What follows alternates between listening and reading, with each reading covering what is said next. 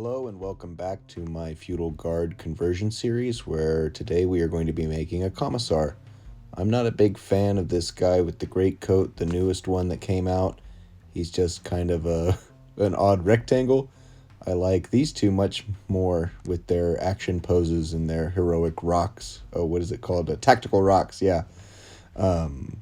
I have already started on this one and remembered that I am supposed to be making YouTube videos, so I thought I would make one on camera.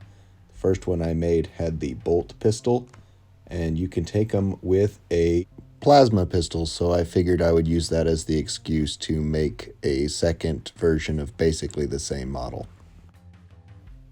Here are the great sword bits I'm going to use, which are the widespread legs and the mutton chop face with the feather hat. The rest of the model is going to come from this sprue. I'm just going to use the torso, the arms, and leave out the legs and the head. Here I am just clipping off a bit of the sprue gate and just making sure that I'm keeping the flat edge of the clippers to the flat part of the model so that when it cuts, the flat part is flat.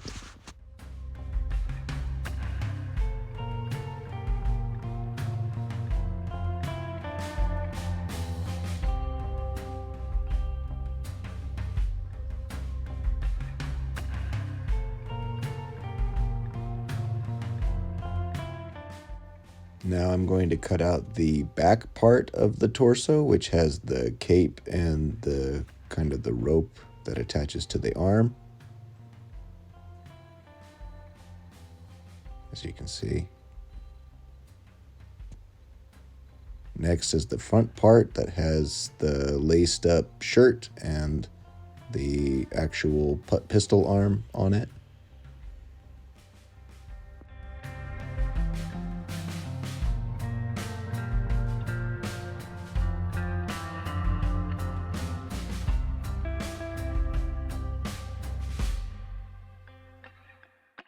Here I am cutting out the pistol, and I'm going for the plasma pistol option, as I said earlier, just because I already have the bolt pistol, and that way I can have one of each. Here I am deciding in real time that I'm going to use the arm that comes with the kit as his power sword, which I did not do with the first Commissar I made. I do spice it up by not using the blade that came with the kit just to differentiate it, but for now, we're going to work on the torso and making sure that it all fits together right.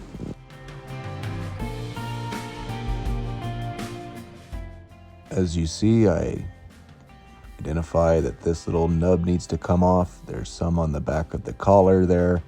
There's some at the waist where it meets up. It doesn't quite work out perfectly, but that's just because I left a little bit extra on from the sprue to make sure I didn't remove anything important.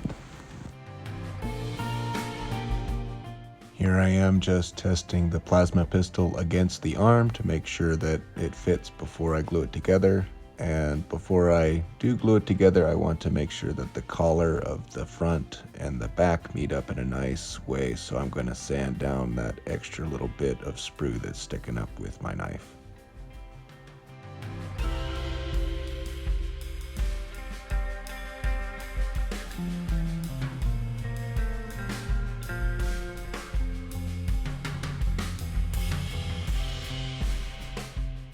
Here I am doing the same thing for the head and the hat and the feather at the end of the hat. I want to make sure to get rid of those big pieces that are left over because it'll catch the edge on the dry brush and be very obvious that it was left over.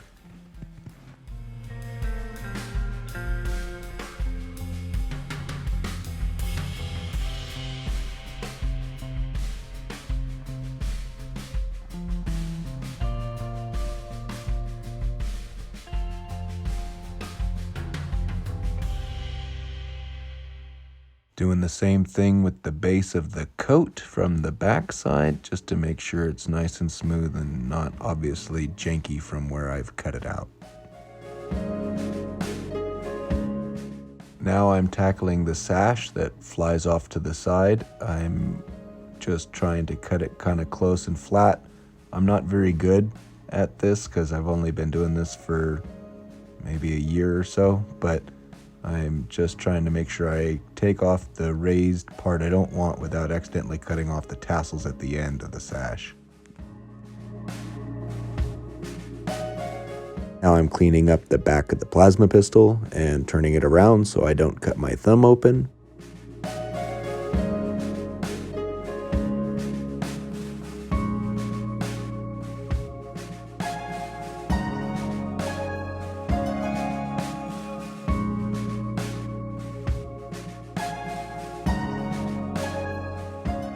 And then once I have that smoothed to my satisfaction, I drill the barrel of the plasma pistol. It can be kind of tedious to do this, especially when you're going to have a guard army with hundreds of models someday, but I think it makes it look that much better and I decide to just do it. Plus, I like making plastic dust.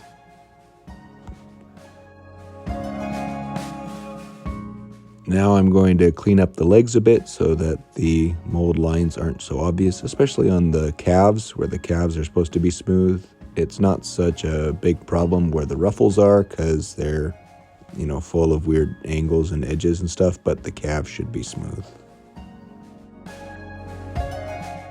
For the next part, I'm going to work on the power sword, and I do this by going after one of the squiggly Zweihanders that comes with the greatsword kit. I have to cut a bit of sprue out of the way so that I can get the clippers in at the angle that is right. I mean, I could have cut the whole sword out, but then I'd have a sword arm and hilt that I don't know what to do with, and I figured it would be more convenient to leave it on the sprue rather than letting it rattle around in some box somewhere.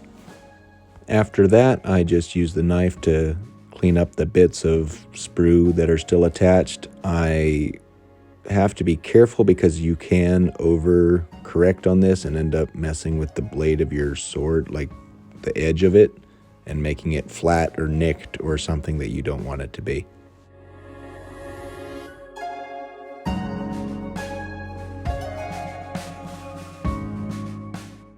Now I'm comparing the blades to each other to make sure they're the same length. They are. I didn't want it to end up looking weird for being too long, like he had a two-handed sword in one hand.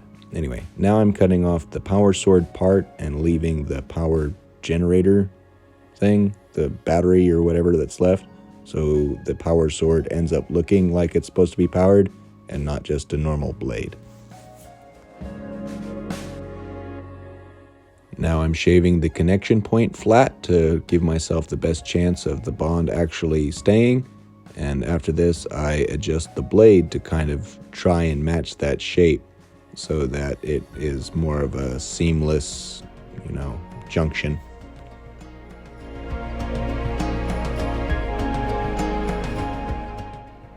Here I'm doing a comparison to see about how big the notch out of the blade needs to be. You'll see I do this in steps, so I'm taking a little bit at a time.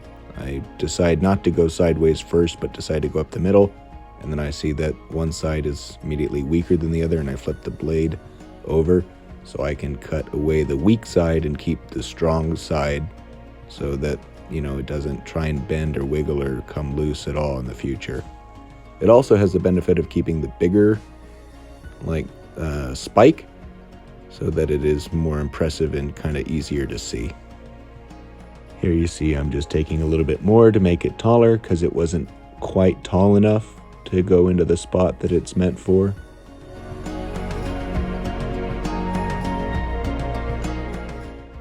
I'm going to hold it up again, and it's still a little long, but I decide I'm going to fix that by shaving the cut into a more true square, getting all the sides flat, and hopefully it'll lay down a bit better and it'll fit more precisely. I do this to both the blade and the handle, the hilt, and they end up fitting pretty well. In hindsight, I think I got a little hasty. I could have taken a little bit more off, but I am still very happy with the end product.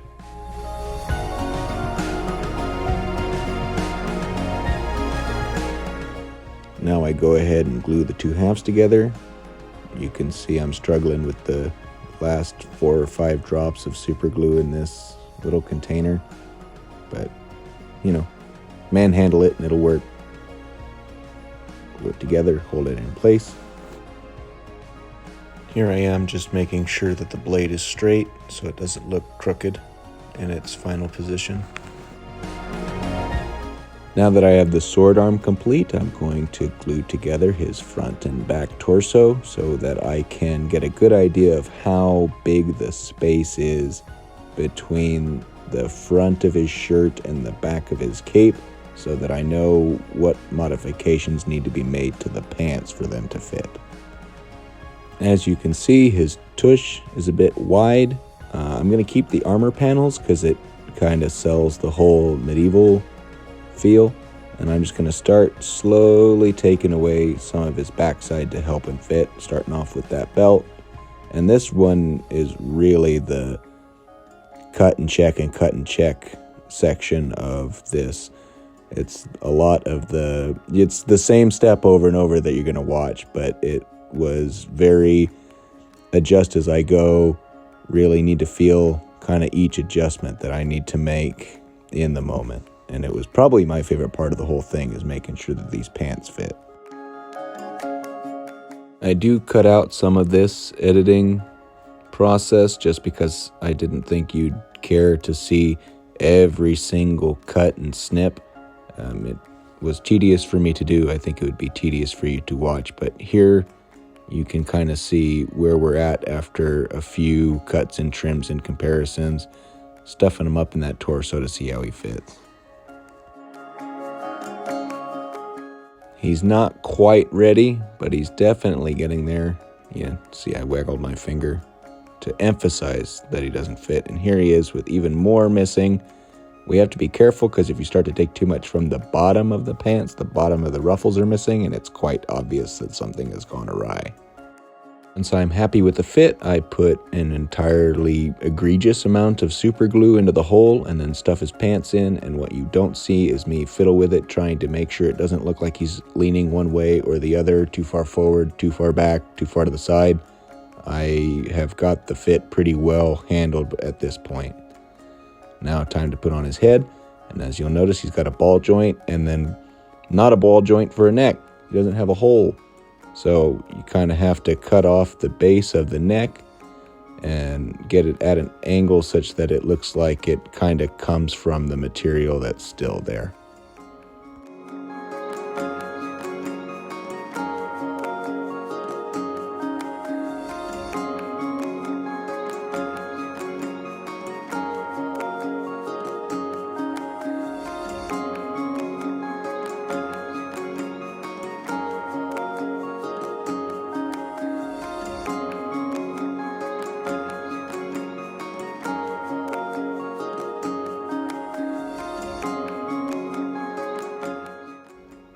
Here I am just shaving the bottom of his neck again some more to kind of fit the angle.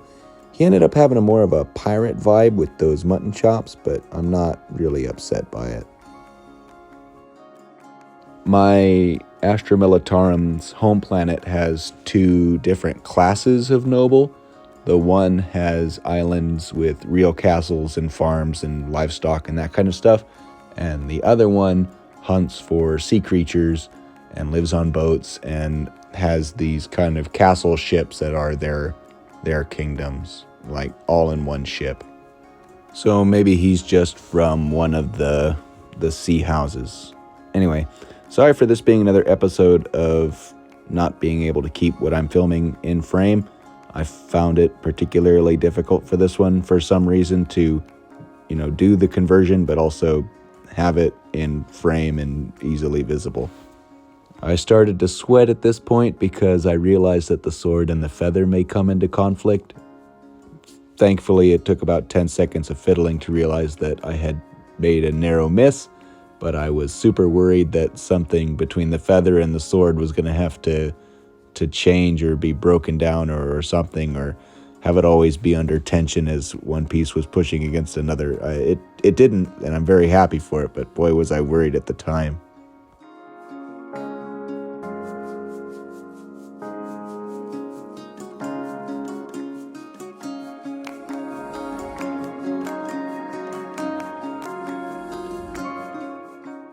After that, all I had to do was glue on the plasma pistol, and then he was ready to go and stand beside his twin and go and lead his Bullgrins into battle.